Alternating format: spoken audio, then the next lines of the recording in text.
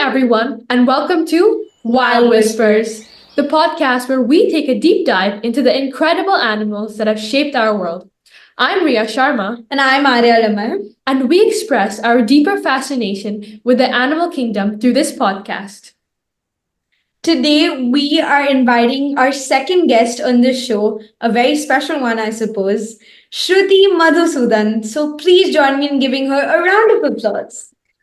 Shruti Madhusudan is a small animal veterinarian currently practicing in Los Angeles, USA. She received her bachelor's degree in biological sciences from the University of Guelph and her veterinary medical degree from the Royal School of Edinburgh.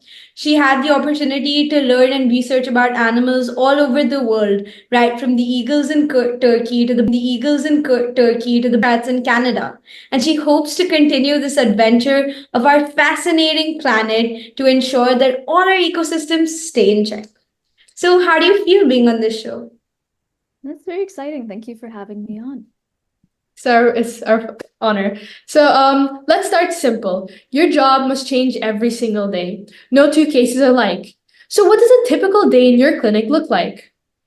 Yeah, that's definitely true. Every day is a little bit different. In vet med, there are a few different kind of atmospheres you can work in, depending on the types of animals you work in. So even in the industry, there's so much variety. For myself, I've been working in small animal facilities mostly. So we're looking at animals from, maybe as small as a little frog to a Great Dane. Anything bigger, we'd probably send somewhere else. And then within that, there are a lot of different contexts of care as well. So you've got your, general clinics that are open for maybe 8 to 6 every day that deal with healthy animals as well as maybe some minor issues. And then you've got your 24-hour hospitals that take in more critical patients. So in terms of workflow, it can be a bit different. In more of a clinical atmosphere, a lot of times you've got appointments. So you see patients, every half an hour, every 20 minutes, and you speak with the owners and you examine your patients and you provide the treatments and care and you send them home. And in emergency, you have no control. So you have patients coming in all the time. You start off by triaging them. So basically looking at your primary factors of health and wellness. So your heart rate, respiratory rate, blood pressure, and temperature. If any of these values are really out of range, then that animal needs to be seen right away. And if they're all kind of stable and normal, they sort of wait in a line to be seen based on when they arrived. With ER, of course, you can always get, coding animals that need CPR, really urgent care. So sometimes even if you're working with another animal, if they're stable, you drop everything and you go to that critical patient right away. Sometimes you have to juggle a lot of things all at once. And so multitasking is always really a good skill to have. But you are correct in saying there's no typical day. Some days you have surgeries, some days you only see, consultations. Surgery days are usually a little bit more structured in that you come in, you examine your patients, you put together an anesthetic protocol, you speak to the owners about what's going to happen and what to expect and risks. And then you do your surgery, you monitor your patient afterwards, make sure that they're recovering well. And then depending on what the surgery is, set them up to be hospitalized overnight or send them off home. Right. So that seems kind of hectic, but I feel if you love the job, it doesn't seem as hectic and tedious as it does to us.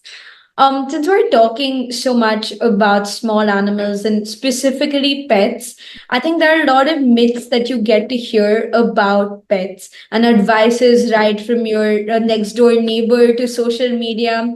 How to keep your pet in a great condition is a $1 billion question. And I feel one of the myths that I've heard is pets really do not need a doctor of their own. They have self healing abilities, which kind of sounds very absurd to me to some extent. And that's why we are going to be Mythbusters today. And we would want you to burst some myths about pet care, which will help to, make people aware about how to treat your pets in the right way. Yeah, sure. That's an interesting one. And I definitely think you're right that because of social media, because of all this information, and misinformation at our fingertips, it's always hard to know, what's correct, what's not correct, unless you have sort of the knowledge background for it. I think that to address your question about, animals being able to recover instantaneously without any help, I mean, to an extent, I think the biggest thing to note is that other animals are not so dissimilar from us, you know? Sometimes we get sick and our immune systems are strong enough for us to get better, and sometimes we need a little bit of help. We need medications, we need supportive care. So I think that if we look at our animals' health similar to how we would look at our health, in an ideal situation, um, perhaps that would sort of bridge some of those gaps and myths. So, for example, if you get like a tiny cut or your pet gets a tiny cut on their arm and it's very shallow, you clean it up, it'll probably heal by itself. Right. And if it's really deep, if you think you would get stitches for a cut, pet probably needs stitches for that cut too, if that makes sense. And of course, there's certain things. I think it's also more difficult because with us, we know when we feel bad, Yeah. but not everybody is able to read their pets' emotions as well as feelings as well, especially things like pain. Certain animals are really good at hiding pain. Yeah. So it's generally a bit harder to gauge how an animal is feeling. I mean, even for us in the industry, even we're a little bit more used to it because we see patients every day and we're trained to and discern how they're supposed to feel based on looking at them clinical factors. But that's why I think a little extra caution is required because you have a lot of these question marks and gray zones. So I think, prevention is always key and checking early is always key. Right. Two nuggets which we have to pick from the podcast. Right. So I think specifically in the healthcare industry, you're working with patients where you bring them back from the brink of death. And sometimes you do fail. So I guess what I want to ask is, how do you personally decompress or take care of your own mental health, especially after those really hard days in the clinic when you deal with loss or tough moral choices? It's definitely a hard one, and it's definitely something I think everyone in the industry suffers from. Vet med has one of the highest suicide rates of Oh, yeah. profession. So it's a challenge, and I don't think there's a great answer because there are a lot of pressures that make the position really hard. I think that one of the most important things is probably having a really supportive workplace and supportive environment. Everyone's kind of feeling the same thing. Everyone's overworked, have the ethical fatigue, have the compassion fatigue. So I think having structures in place where you have people supporting one another is really important. And while it sounds a bit trivial, if you think about it, if you're around people that you can trust and who you care about and they care about you, it makes the journey a little bit easier. Personally, for me, and I guess everyone kind of decompresses in a different way, but I think for me, just being outside on my days off and being in nature is really helpful. But I think maybe just doing something that you really love that comes with ease might be a good way to kind of reset your body and Like a disconnect. yeah, and then just I think taking the time to fill your cup, Right. everything you enjoy. If that means sleeping all day, sleep all day because you probably need it. Or if that means yeah, sometimes you do. And sometimes if it's just, going out with friends, going to a party or having a nice meal, or getting a little treat for yourself, do that. But I think it's all those little things in life that you have to kind of bring together. But I think also on a more philosophical side of things, you just have to sort of accept that not everything will go well. And a lot of time, medicine is a practice, and even if you did everything right, by way of the medicine, you can get poor outcomes. And accepting that a lot of these aspects are also not in your control. Like if an owner doesn't have the funds to treat at gold standard, not in your control. If somebody, takes an animal home against medical advice, it's not in your control. And I think you just have to focus on the fact that you have to do the best you can with what you have. Yeah, I think that's really important because, you need to save yourself first before saving other people. I think a Yeah. bunch of people here leave it up to chance, but they're just not able to accept the fact that some things can go sideways, right? And then the guilt constantly eats you up. And I know a lot of vets and even doctors personally who aren't able to get back to their job, get back to the OT just because they've gone through such an incident. And they don't feel they're capable enough to take control of someone's life, but rather it's not taking control of someone's life, right? You try to save them as much as you can, but you have to leave some things to Yeah, and I think chance. your advice is it's very good for those people who are suffering with what Arya said. Yeah, definitely. Since Yeah. we're talking so much about your career as a vet, another thing that I would like to say, I mean, this is my personal opinion. I feel being a vet is quite a metaphorically rewarding profession because, when you see those smiles on the pet owner's face, or when you see those, fluffy cats or dogs trying to lick you, I think that just makes a complete difference. That motivates you even more to get back to the job and to cure more animals as possible, right? So, talking about that, I would love if you could share one of your most memorable or heartwarming cases that you came across. Yeah, sure. I mean, it definitely is great to see patients come through, especially if they start off really sick. I think one of the ones that stuck with me is one of the earlier cases that I had in my career when I was doing my internship, and there was a small kitten. I think he was only maybe 4 months old, Oh. and we had diagnosed him ultimately with a disease called feline infectious Mm. peritonitis, which wasn't great as a situation. Or wait, sorry, no, that was another cat. That was a bad situation. We'll go back. No, this was this was not as bad. But there was a kitten, really, really sick. Got sick really quickly. So the owners had adopted him, and a couple of weeks later, um, he got really, really ill.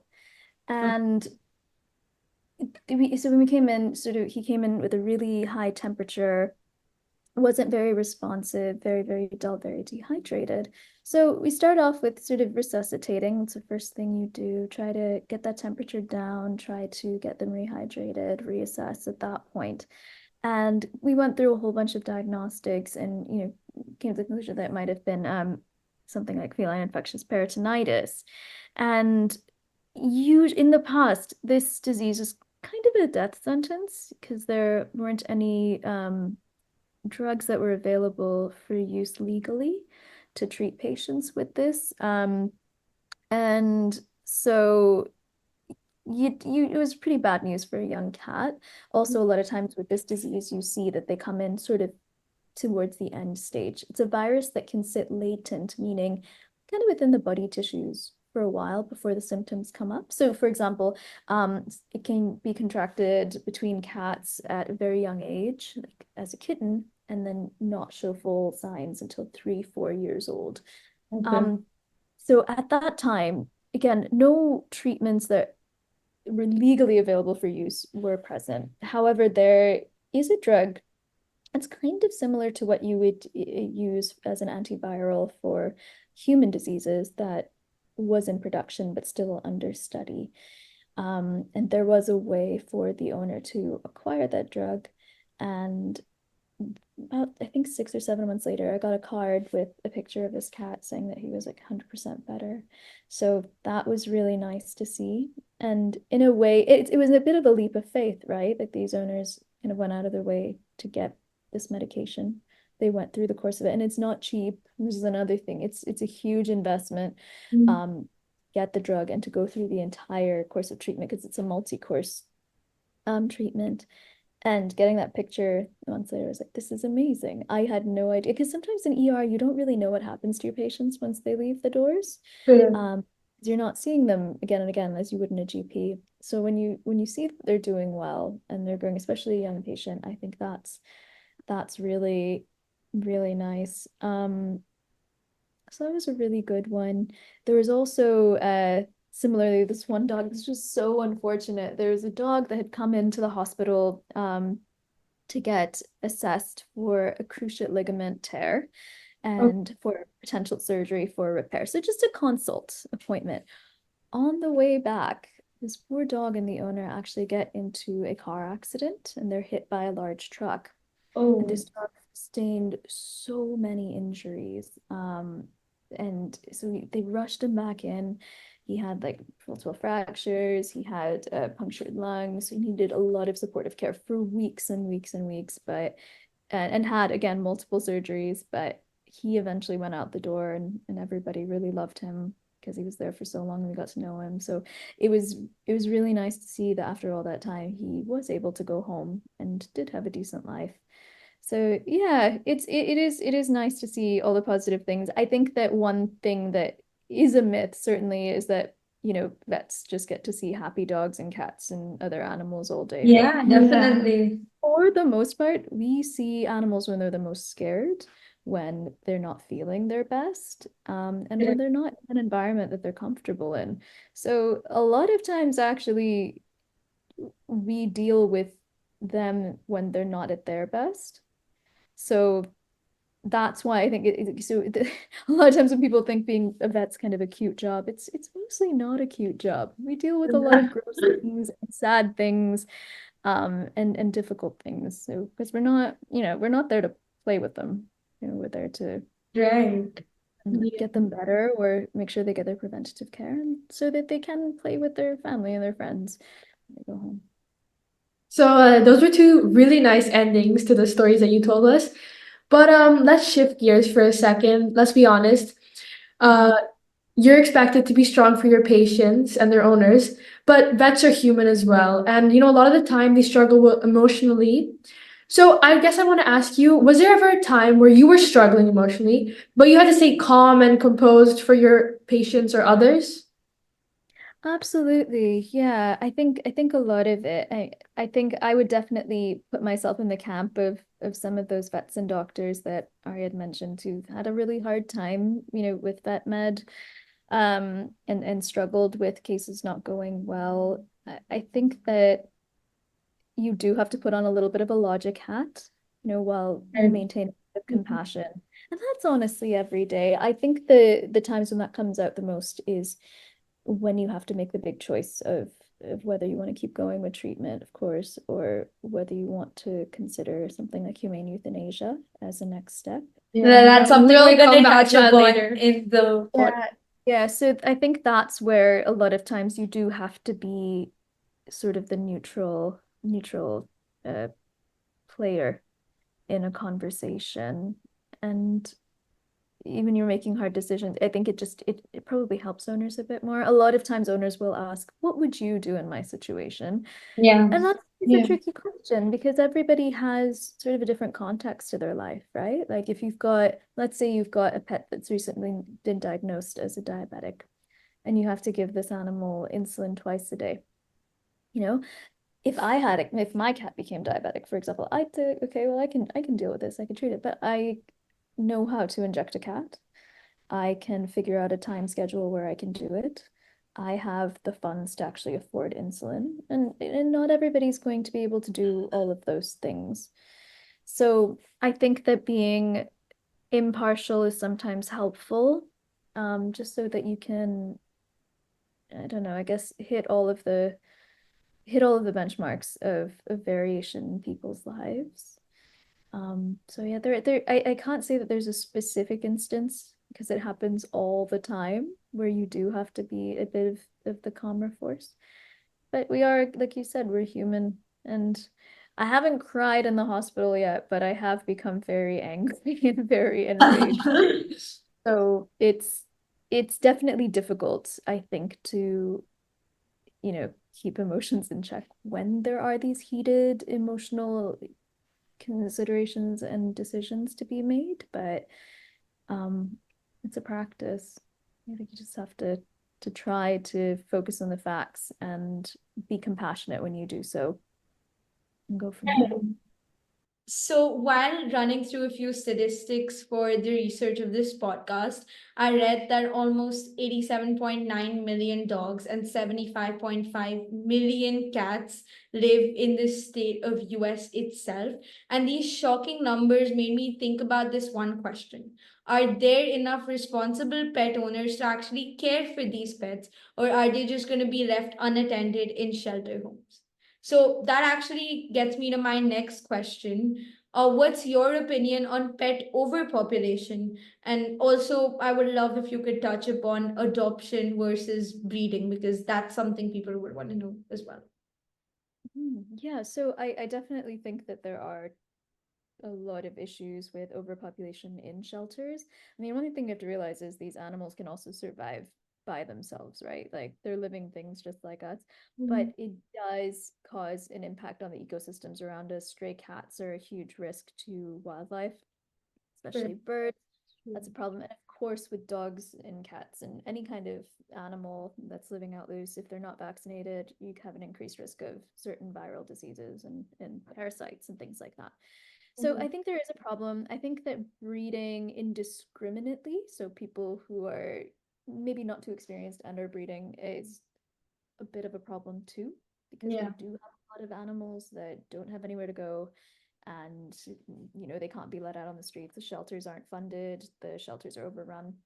That's a problem. So right now, I would say that adoption is probably a better go, but it does come with maybe some other considerations. Like not all adoptable dogs are the best for new owners who've never had a pet because they might have other issues that they have to work through. So it kind of depends on your situation, to be entirely honest. But I Mhm. do think that indiscriminate breeding has bred animals that have a lot of healthcare problems because of poor genetics. So that's an issue that really needs to be addressed. Okay. There Yeah. are good breeders, so that do a really good job with making sure they pick mothers and fathers who have really good genetics and can rear healthy babies. So that's kind of what that is there. But I think we do need to, make sure that we get those numbers under control, especially with the strays and make sure that animals that need care are getting the care they need. Right. So I think thanks for shedding some light on those Yeah. topics as well, because here, especially in Dubai, adoption is something that is taken seriously. And before, like for example, I'm a pet owner, there's a lot that goes behind researching about where I should be letting my pet go after my house. There's a lot of background checks that goes checking whether the house is right, checking whether the owners got clean, and all of that basic research that every responsible pet owner would do. So I think, yeah, adoption is kind of a very serious thing here. Though the shelter homes here are well funded, they are in good condition. But still, I mean, it's your pet, right? You don't feel like giving it back to a shelter home. So yeah, thanks for that. Yeah. So now what we want to touch upon is we've heard about a lot of terms on the internet, like declawing cats, neutering dogs. So we want to know what's your opinion on it. Do you ever think it's ethical to do this? Um, Declawing, I think, is unethical. I don't even think that's a controversy. It's literally amputation. So if you look at your Yeah. finger, when you're Right. declawing that, you're taking out this bit. So it See, is that's just the it's thing. just A a lot of big deal. people, they relate it to cutting off Cutting your nails. fingernails. Yeah, it's not. It's not keratin. You're taking off bone. So I don't think it's ethical. And it also means that your cat is, if they get lost or they escape or something happens, they have one less defense for Yeah, themselves. So right. I do not approve of it. It is illegal in a lot of countries as well Hmm. to claw cats. So in my opinion, I would never condone it for Yeah, that. But I think the reason sorry, why go they do declaw cats, definitely, like in places where they do have to show the cat as probably a stature in society, they do declawing for their own safety. They feel that somehow if the cat has one extra pair for defense, like you rightly mentioned, that makes her less beautiful, which I feel is completely wrong. because there are high chances, according to them, they feel that there are high chances that the cat may scratch someone or may attack someone. So that just kind of brings them into an oopsie daisy position. So, which is wrong because they kind of prioritize their needs and their Sure. safety over what's needed for the It's not animal. honest. I think a lot of times they do it for the safety of their furniture more so than their own safety. Like if your cat's attacking They you, do, you yeah. have And bigger I feel like problems, right? it's kind of like treating your pet something you should love as an accessory and not really as something you love, you know? As yeah, exactly. As a luxury instead of as a living thing that you're sharing your life with. Yeah. I Yeah. I, I think that it is largely a cosmetic endeavor. It is, yeah. Hmm. So, another thing that I want to talk about is animal testing. It's a very heated conversation, and there's a lot of debate around it. And the laws from every country vary. So, I guess what I want to ask is animal testing is still used in medical research and education. What's your stance on it? And do you think it's ever truly justified? Yeah, it's a really tricky one because especially in medicine, we've acquired so much knowledge and so many breakthroughs because of testing on animals. Yeah. Um, I have done rotations in a lab animal facility, and I think that in some cases it can be justified. I think the type of testing that we're doing, though, needs to be kind Manzana. of assessed, right? Because Mm. if these animals are living awful, awful lives, then it's not justified. But if you're able to maximize their quality of life, and if you're not doing incredibly risky, egregious tests on them, like electrocuting them and Correct. things, I think that's a bit better. I think that regulation is probably the most important thing in that regard. And then maybe having, appropriate animal care experts take care of the animals in these labs, which a lot of them do. A lot of big research institutions do have lab animal vets who, have to make sure that the ethical standards and the health standards of these creatures are met. And luckily, I think that we're moving towards a world that has more rigorous ethical standards for a Mm. lot of research. Yeah. So as long as we're making sure the standard is high and we're making sure that these animals are treated well, I think you can justify it. But obviously, it's a case by case basis because I mean it depends on what the testing is. But I do think that, if we only went to in vitro testing, for example, we would probably lose a significant amount of evidence. But equally, how a rat responds to a certain type of medication is going to be different from how a human does, or a cat does, or a bird would. Yeah. So it's a tricky one. It's definitely a tricky one. I don't know if there's a good answer though, unfortunately. But what do you guys think?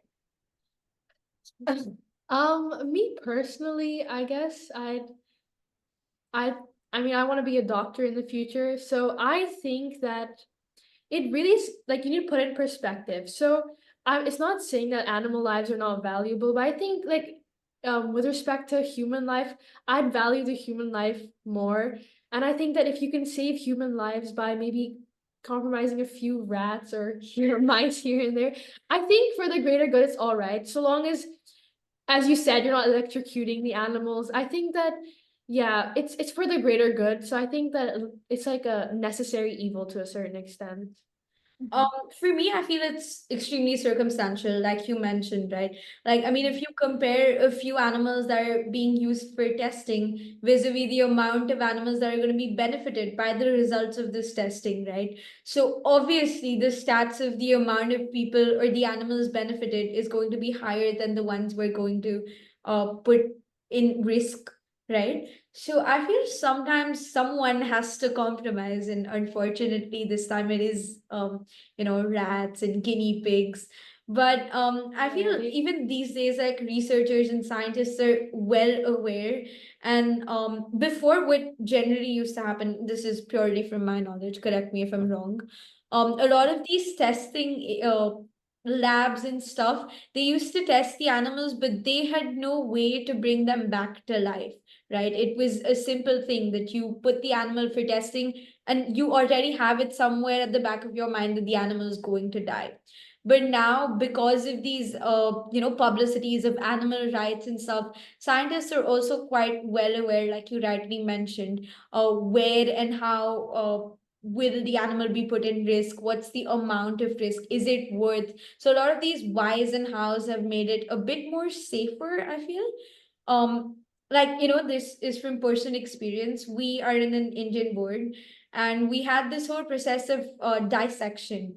Like in 11th and 12th, we used to learn how to dissect a frog, like all of our seniors. But it's been like for the past, I think, 5 to 6 years since they banned it. Because according to them, of course, for our own personal study, we are killing a frog, probably mercilessly. I mean, I'm being brutally honest with this. So I feel to that extent, if we look at it from the animal side, it's sad. It's gruesome. But from our side, we do need some hands-on activity where we will be able to understand practically what a frog's body looks like, or for that matter, any biological body looks like.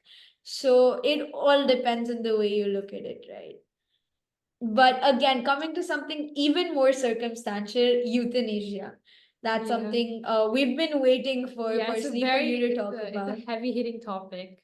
It is. So before I ask you our questions on euthanasia, I just want to give our listeners a little context about what exactly it is. Very brief idea about what euthanasia is. It's basically a procedure that allows a vet, or rather, it's a painful procedure. Yes. Painful for the pet owners, painful for the Oh, vet, painless for the animal, definitely. But at the end of this procedure, it's the end result is basically you end taking up the pet's life. And that happens in situations where the pet has been diagnosed with some life threatening diseases. Maybe it could be cancer or an organ failure. Chances where you think that the pet will live is, kind of bleak. So I feel there are obviously two sides to this whole issue here, or procedure. It's done by on the discretion of the pet owner and the vet. But precisely what matters here is the aftermath of it, right? I know a lot of pet owners have gone into depression, post-traumatic disorder, just because of the grief of losing their pet. So, two questions here.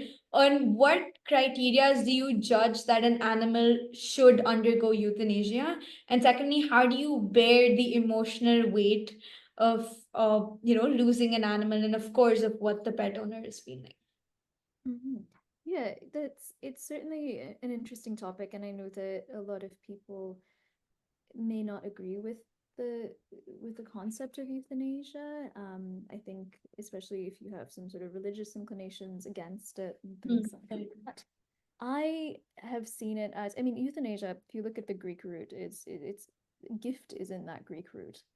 And the reason why is because it's a way for us to prevent further suffering, right? So grief will be present whether, you lose a family member, a pet, through euthanasia or otherwise. But the goal is to, again, make the passing as painless as possible, So instead of seeing a person, or, I mean, and this is a big debate in humans as well, elective Yeah, euthanasia. that is. I appreciate it's illegal.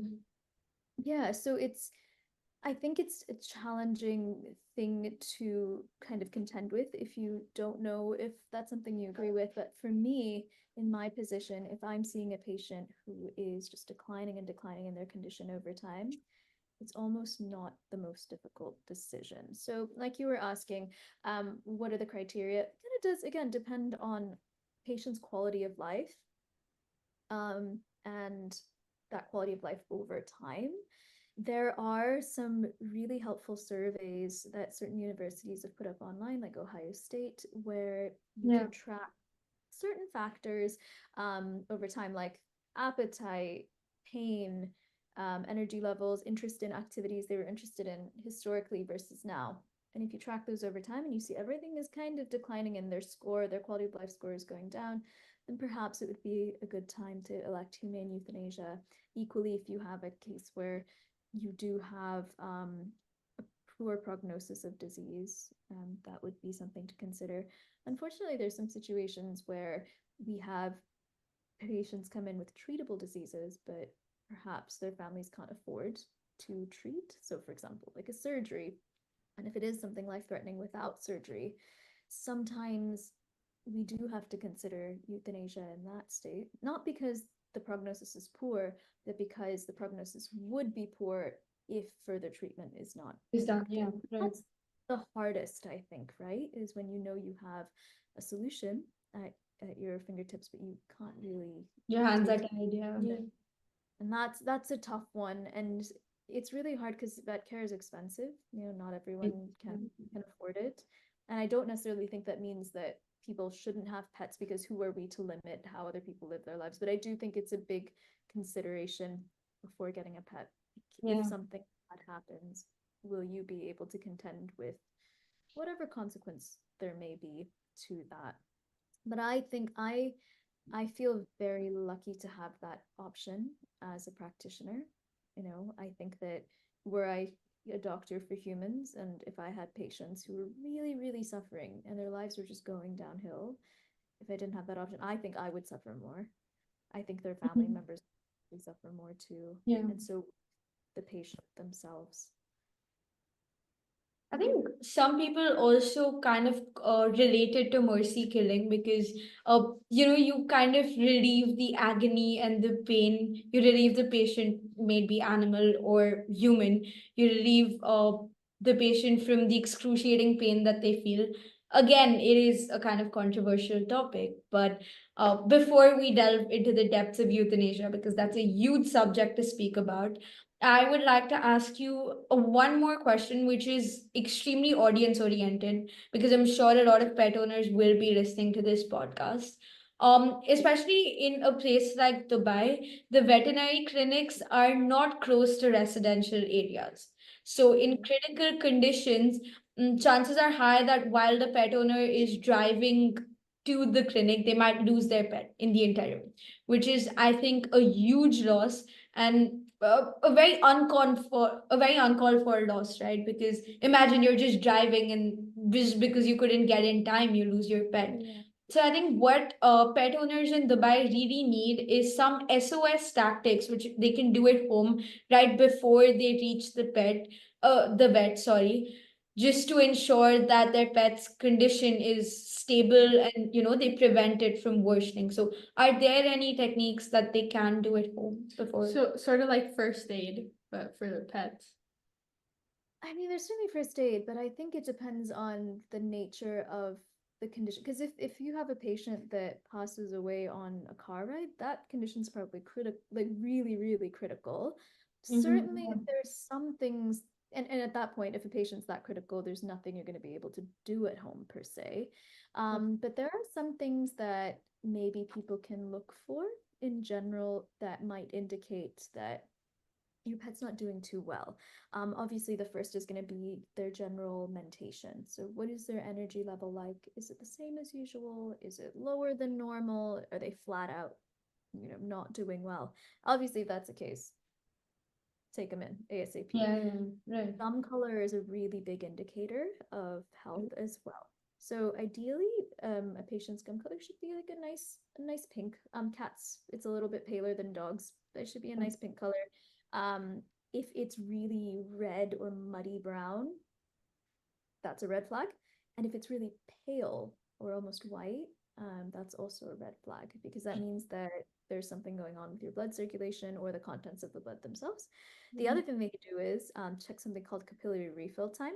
And that's basically checking for blood flow itself. So if this is your gum, for example, actually, this is capillary refill time. So you look at your finger and you see that there's a little bit of pinkness. When you press, it gets white and then it gets pink again. So same thing with a dog's gums or a cat's gums. You press on the gum line, it should get pink in less than 2 seconds, like almost instantly. So if it's more than that, that's a point of concern. I think also being able to check resting respiratory rate is something helpful. So if you just count the number of breaths that your pet's taking when they're relaxed, if it's over 40, would be concerned that your pet's having difficulty breathing. And those are some, and then another thing that could be helpful is maybe assessing for, dehydration. I mean, especially if you live in an area that gets really hot. Yeah. Yeah, Dubai is Yeah, like it's a very bird. Yeah, so that's a big one. And one thing you can check for that, which is a rough gauge, is something called a skin tent. So if you have a dog or cat and you go kind of between their shoulder blades, so right behind their neck, Yeah. pull up that loose skin, a well-hydrated animal should have the skin snap right back. If it takes a while for that tent to sort of come back down, then you probably have a certain level of dehydration. So Okay. these are like some things that you can maybe look out for at home that Mm. might indicate that something is wrong.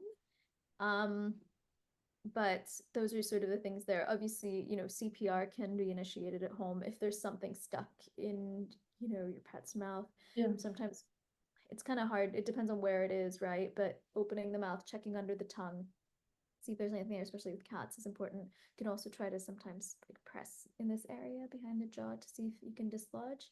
But making sure the airway is clear, like if they're having difficulty breathing, it's a big one too. But if it is a really critical condition, there's not much you can do at home, is the struggle, right? But those are some of the things. Is that sort of helpful, do you think? Yeah, that was Yeah, wonderful. it is because I feel a lot of people do not take their pets for regular checkup for the simple reason being that going to a vet is expensive and they don't consider it as important.